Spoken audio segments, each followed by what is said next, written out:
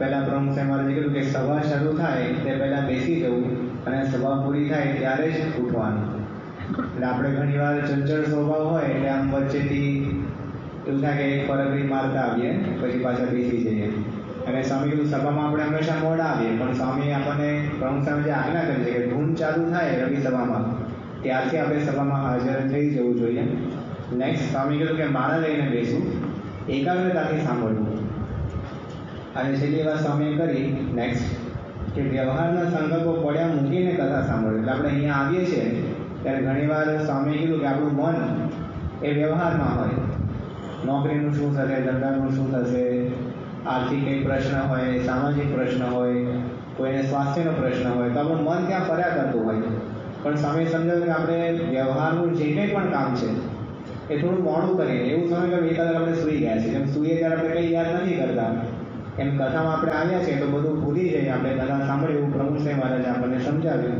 Next મહંત સાહેબ મહારાજે પણ આપણે કીધું કથા સાંભળનારા નવરા લાગે. સ્વામી જે પ્રસંગ કીધો અમેરિકા હિસ્ટનમાં સ્વામી હતા અને એ વખતે આવો પ્રસંગ બન્યો તો સ્વામી કીધું કે કથામાં બેઠા અને રસોડામાં સેવાની જરૂર પડે તો અહીંયા જ આવ્યા અને 5 જણે કીધું તો 10 જણ ઉભા થઈને જતા હતા. એ સ્વામી ઘણી વાર કહે છે કે પછી હું એકલો જ બાકી રહ્યો, ખાલી એક ભક્તા બાકી રહ્યા, બીજા બધા આખી સભા ઊભી થઈને સેવામાં જતી રહી. તો કથામાં નવરા છે એવું સમજીને ન કથા સાંભળવી, પણ આપણે ઘણા બધા કામ આ કથા દ્વારા કરીએ છીએ. નેક્સ્ટ સ્વામી કીધું કે કથામાં મન હોવું જોઈએ તો મનમાં કથા સેટ થાય. આ કેટલું મોટું સૂત્ર છે કે કથામાં મન નથી હોતું એટલા માટે આપણને કથાનો લાભ જોઈએ એવો થતો નથી, એટલા માટે મનન પણ થઈ શકતું નથી. પણ કથામાં આપણે જો મન રાખીએ તો આપણને ફાયદો થાય. નેક્સ્ટ છે સ્વામી તો 2 મોટા વિઘ્ન છે જે આપણે આગળ જોઈ ગયા કે એક તો હું જાણું છું અને બીજું એનું રહે. નેક્સ્ટ એમાં તમે વિશેષ વાતો કરી કે આપણે જાણતા હોય તો અમલમાં આવે છે. ને જો આપણે કથા સાંભળીને આપણે મનમાં વિચાર આવે કે હું તો આ જાણું છું તો તરત તપાસ કરવો કે હું જાણું છું કે સદાશિવભાઈ ગોપાળાનંદ સાહેબની વાતો સાંભળી, પણ મેં એટલી એકાગ્રતાથી કોઈ દિવસ કથા વાર્તા સાંભળી છે? સ્વામી કીધું જો અમલમાં હોય ને તો એવું લાગે છે કે હું જાણું છું. એટલા માટે હંમેશા જો અમલમાં જે વસ્તુ ન હોય એને બહુ ધ્યાનપૂર્વક આપણે સાંભળવી જોઈએ. નેક્સ્ટ સ્વામીએ કીધું કે હું જાણું છું મનમાં હશે તો એક શબ્દ રિસીવ નહીં થાય.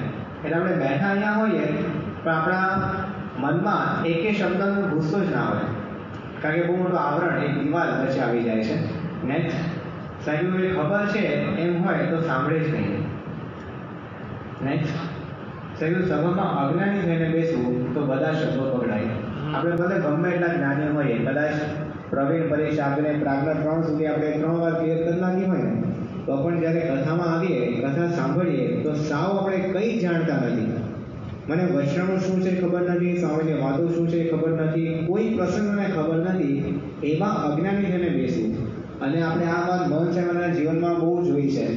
સ્વામી નાના નાના બાળકની પણ કથા સાંભળી શકે.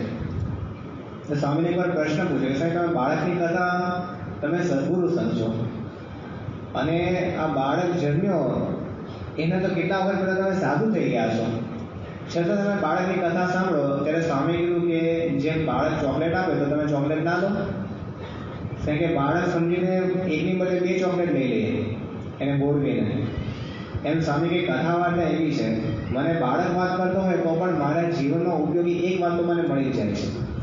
તો મહંત સાહેબ મહારાજ જ્યારે કથા સાંભળે છે ત્યારે ટાર્ગેટ લઈને બેસે છે કે આ કથામાંથી મારે 1-2 વસ્તુ ગ્રહણ કરવી છે કે મારા જીવનમાં મને ઉપયોગી બને. અને છેલ્લી વાત સ્વામી આમાં કરી કે નહીં તો વેરાઈ જાય, બીજાના માથે શબ્દો પાડીએ અંદર ના જાય. નેક્સ્ટ કરજો.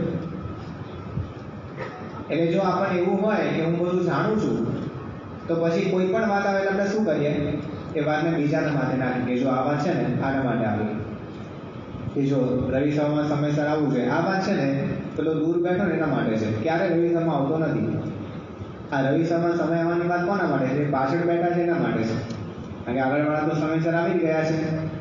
તો હંમેશા દોષારોપણ થાય, બીજાનો અવગુણ આવે જો આપણે આવા મનોવલણ સાથે આપણે કથા સાંભળીએ તો. નેક્સ્ટ અને સ્વામી કીધું કે એનું એ તો અતિશય ભયંકર છે, ભય જન્માવે એવું છે. નેક્સ્ટ સ્વામી કીધું કે ઘણા બધા સમય ઉદાહરણો આપણને આપ્યા કે યહી ચને કી દાલ યહી ચને કી રોટી, જમવામાં કંઈ નવું હોતું નથી, છતાં આપણે રોજ જમીએ છીએ કારણ કે એમાંથી આપણને બળ પ્રાપ્ત થાય છે. બીજું કે દુકાનમાં જઈએ, નોકરી ધંધોમાં કંઈ નવું હોતું નથી, છતાં આપણે ઉત્સાહપૂર્વક એમાં જોડાઈએ છીએ. સ્વામી ક્રિકેટની વાત કરી, ઘરની વાત કરી અને પૈસાની વાત કરી, આ બધી વસ્તુઓ આપણે રોજ કરીએ છીએ અને એમાં કંઈ લગભગ નવું હોતું નથી, છતાં આપણે ઉત્સાહથી આપણે ફાયદો દેખાય છે. એટલા માટે એમ કથા વાર્તા સાંભળીએ તો આપણને એમાંથી કંઈક ફાયદો દેખાવો જોઈએ, મનાવવો જોઈએ, તો આપણે સાંભળી શકીએ. અને પછી છેલ્લે સ્વામી કીધું કે જો ખરેખર તમે કથા સારી રીતે સાંભળો તો એનું એ હોય તો પણ વધારે મજા આવે. અને આ વાત આપણને સ્પષ્ટપણે પરમ પૂજ્ય ડૉક્ટર સ્વામીમાં દેખાય છે. પરમ પૂજ્ય ડૉક્ટર સ્વામીનું આપણે સમાગમ કરીએ તો લગભગ એની જ વાત આવે. એ પ્રથમનું 22મું વર્ષામૃત આવે, એ પ્રથમનું પહેલું વર્ષામૃત ભગવાનનો અખંડ વૃત્તિ રાખવાની વાત આવે, એ સરદાર પટેલની વાત આવે, એના જ પ્રસંગો હોય છે, એની જ વાતો હોય છે. છતાં આપણે ડૉક્ટર સ્વામીને જોઈએ કે એમને ક્યારેય પણ એમને ખબર હોય કે આ લોકોને ખબર છે કે હું શું વાત કરવાનો છું, તો પણ એનો ઉત્સાહ મોડો પડતો નથી. અને એના જ વચનામૃત, એની જ વાતો, એના જ પ્રસંગ જો તમે એમને કહો ને તો પણ એકાગ્રતાપૂર્વક એ સાંભળી શકે છે. તો એ બહુ જ મોટો આદર્શ આપણી સામે ડૉક્ટર સ્વામીનો છે કે ક્યારેય પણ એમને એનું એ લાગતું નથી અને એની એ વસ્તુ હોય તો પણ એમાંથી કંઈક નવી વસ્તુ ગ્રહણ કરી શકે છે અને એવી રીતે કથા વાર્તા સાંભળે છે.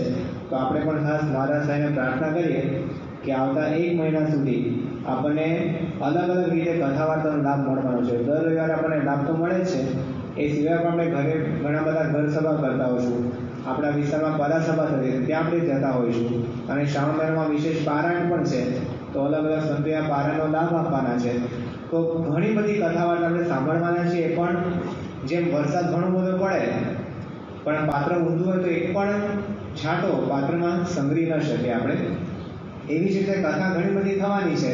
પણ જો આપણે પાત્ર ઘડીએ, જે રીતે સ્વામી આપણને રીત શીખવાડી કે આવી રીતે કથા વાર્તા સાંભળવી, એને જો આપણે ગ્રહણ કરીએ તો આની આ જ કથાનો જે વરસાદ થવાનો છે એને આપણે સારી રીતે ગ્રહણ કરી શકીએ અને આપણા જીવનને ઉન્નત બનાવી શકીએ. સ્વામીશ્રી સાથે લાભ લેવા જોડાયેલા 4 હરિભક્તો શસ્ત્રક્રિયાના ચોથા દિવસે ભારત પરત ફરવાના હતા. સ્વામીશ્રી તારીખ 9 સપ્ટેમ્બરના રોજ સતત 3.5 કલાક સુધી ભારત મોકલવાના પત્રોના જવાબો લખાવડાવી દીધા. માંદગીમાં પણ ભક્તોની કેવી ચિંતા! જોકે સ્વામીશ્રીને આ સહજ હતું. પુષ્પ કરુણાની ભાવનાથી પ્રેરાઈને કે રાહત કાર્ય કર્યાના ભાવથી સુગંધ નથી પ્રસરાવતું. સુગંધ ફેલાવીએ તેને માટે સહજ છે, તે માટે તેને કોઈ પ્રયત્ન પણ કરવો નથી પડતો. તેમ સાજા હોય કે માંદા, ભક્તોની સંભાળ રાખવી સ્વામીશ્રીની સાહજિક પ્રકૃતિ. આવા દયાળુ સ્વામીશ્રી ભારત જઈ રહેલા હરિભક્તોને વડાવવા ઠેઠ દરવાજા સુધી ગયા. તેઓની આ મમતા જોઈ ભારે હૈયે વિદાય લઈ રહેલા ભક્તોના પગ પણ ભારે થઈ ગયા. આ વિશ્રામ લીલા દરમિયાન બંગલાના બગીચામાં કોકનો હાથ પકડી ચાલવા નીકળતા સ્વામીશ્રીની મૂર્તિ દર્શનીય બની રહી. તે વખતે આંખે ચશ્મા પહેરી ધીરે ધીરે પગલાં પાડતા તેઓ જૂની પ્રાસાદિક વાતો પણ સંભળાવતા. તે ક્રમમાં તારીખ 10 સપ્ટેમ્બરના રોજ સ્વામીશ્રીએ જણાવ્યું, શાસ્ત્રીજી મહારાજને એક આંખે મોતિયો હતો, તેથી એક આંખથી ટપાલ વાંચતા લખતા, પણ મોતિયો કઢાવ્યો નહોતો. યોગી બાપાને પણ મોતિયો હતો, તેમણે પણ કઢાવ્યો નહોતો. આ જ દિવસે બપોરે ભોજન બાદ એક સંતે સ્વામીશ્રીને કહ્યું, પેટમાં હવે આપને એક ગોલ્ડ સ્ટોન પિત્તાશયની પથરી છે, તેનું 2-5 વર્ષે ઓપરેશન કરાવવું પડશે. તેનું કંઈ કરવું નથી, અક્ષરધામમાં જઈશું એટલે ભેગું જશે. તનના જતનની બાબતે સ્વામીશ્રી આ રીતે ઉદાસીત સેવતા. તેથી જ અહીંના રોકાણ દરમિયાન જ્યારે એક ભક્તે તેમને વાત કરી કે હવે 40 વખત કોળીઓ ચાવીને જમવાનો પ્રયોગ કરવા વિચાર્યું છે, ત્યારે સ્વામીશ્રીએ જણાવ્યું, એ બધું રહેવા દેવું, જેમ કરતા હોઈએ તેમ કરવું, ટાપટીપ કશી ન કરવી, ભગવાન ભજી લેવા, ભગવાન ભજવાનો સમય કાઢવો, આવામાં કશી જરૂર નહીં. આપણે વધારે સમય બચતો હોય તો માળા વધારે કરવી. સ્વામીશ્રીનો અભિપ્રાય હરિભજન બિન વૃથા ન ભરના શ્વાસનો રહેતો. તેથી આવશ્યક હોય એટલી ગંભીર સંભાળ, શરીર સંભાળ રાખી તેઓ ભગવાન ભજી લેવાનો ઉદ્દેશ આપતા. તારીખ 11 સપ્ટેમ્બરના રોજ સામ શ્રાવણી નિમિત્તે વિધિપૂર્વક નિતન યજ્ઞોપવિત ધારણ કર્યા બાદ અલ્પાહાર કરવા બિરાજેલા સ્વામીશ્રીને એક હરિભક્તે પૂછ્યું કે બાપા, કોઈ પ્રસંગમાં આપણે સંકળાયેલા હોઈએ તો તેમાં ઘણા વિચારો આવી જાય છે. ખાવાનું ભાવે નહીં, ઊંઘ આવે નહીં, ચિંતા ચિંતા રહ્યા કરે. આમ કેમ થતું હશે? આ મૂંઝવણનું સમાધાન આપતા સ્વામીશ્રીએ કહ્યું, સાંખ્ય કરી દેવું, મહારાજ ઉપર બધું છોડી દેવું. તેમની મરજીથી જ બધું થાય છે. સારું થાય કે ખોટું થાય, સત્સંગ વધે કે ભાગલા પડે, જે કંઈ થવાનું હોય તે મહારાજની મરજીથી જ થાય છે. આપણે પુરુષ પ્રયત્ન કરતા રહેવું, પછી તો મહારાજ ઉપર છોડવું. આપણે ત્યાં આવા ઘણા પ્રસંગો બની ગયા, માટે આ વિચારથી છૂટા પડી જવું. ચિંતામુક્ત જીવનનો રહસ્ય સમજાવી સ્વામીશ્રી તારીખ 11 સપ્ટેમ્બરની સાંજે ભક્ત ચિંતામણીના રસપાનમાં નિમગ્ન થયેલા. તે વખતે યજમાન હરિભક્ત આવી પહોંચ્યા. તેઓને સ્વામીશ્રીએ કથા સાંભળવા બેસાડ્યા. ત્યારે ભક્તે પૂછ્યું, બાપા અહીં કેવું ફાવે છે? આ ઘર તો અક્ષરધામ જેવું છે. સ્વામીશ્રીએ પોતાનો અભિપ્રાય આપ્યો. ચિત્તે પ્રસન્ને ભુવનમ પ્રસન્નમ. નિરીતે રહેનારા તેઓને દરેક ઠેકાણે અક્ષરધામનું સુખ વર્તતું. વળી તેઓ એમ પણ સમજાવવા માગતા હશે કે અમારા સંબંધી હરિભક્તના ગાર માટી કે લોઢા લાકડાના ઘર પણ અક્ષરધામ રૂપ થઈ જાય છે. વિશ્રામ લીલા દરમિયાન એક યુવાનનો પગ સત્સંગમાંથી પાછો પડી ગયાના સમાચાર સાંભળનારા સ્વામીશ્રીએ તે યુવકને પોતાની પાસે બોલાવેલો. બ્રહ્માંડનો ભંગ જેની નજરમાં ન આવે એવા તેઓને સત્સંગીના નિયમનો ભંગ કટતો. તે મુજબ તારીખ 15 સપ્ટેમ્બરના રોજ પેલો યુવાન આવ્યો. ત્યારે સ્વામીશ્રીએ ખાટલે સૂતા તેને કહ્યું, અમને વાત મળી કે તમારે ધર્મ નિયમમાં ફેર પડી ગયો છે, તેથી અમને બહુ દુઃખ થયું છે. તું તો સત્સંગમાં જ ઉછર્યો છો, રોજ મંદિરે આવતો, ધર્મ નિયમમાં પણ ચુસ્ત હતો, ને દેશમાં આવી એ ભૂલી કેમ જવાય? બાપા, મને ટીબીની અસર હતી, તેથી ઈંડા લેવાનું શરૂ કર્યું હતું. યુવકના ખુલાસો સાંભળી સ્વામીશ્રી ખીન થઈ ગયા. તેઓએ યુવાનમાં માનસમાં ઘર કરી ગયેલી ગેરસમજ ખંખેરતા કહ્યું, ટીબી હોય કે બીજો રોગ હોય, પણ મટાડનાર મહારાજ છે, અને નહીં મટાડીને દેહ પડશે તો ધામમાં જ બેસાડશે. પણ દેહ માટે પૈસા મેળવવા ધર્મ નિયમમાં ફેર ન પડવો જોઈએ. આપણે તો બીજા 5ને સત્સંગ કરાવવાનું તાન રાખવું. માટે હવે દઢ કરજે કે દેહ પડે તો બહેતર છે, પણ ધર્મ નિયમમાં ફેર ન પડવો જોઈએ. કદાચ મૂડી વધારીએ નહીં, પણ સાચવીએ તો રાખીએ. કોણ પુરુષ મળ્યા છે? યોગીજી મહારાજ જેવા પુરુષના થાપે અહીં આવ્યા છીએ, એ સંભાળવું. સ્વામીશ્રીના અસ્ખલિત વાક પ્રવાહ યુવાનના કાળજે ભરાયેલા કચરાને ક્યાંય તાણી ગયો. તેણે કહ્યું, સ્વામી માફ કરજો, ભૂલ થઈ ગઈ. હવે ફેરફાર નહીં પડે. આજથી બધા જ વ્યસન બંધ. આ સાંભળી સ્વામીશ્રી સૂતા જ પોતાનો વરદહસ્ત તે યુવાનના મસ્તકે મૂક્યો.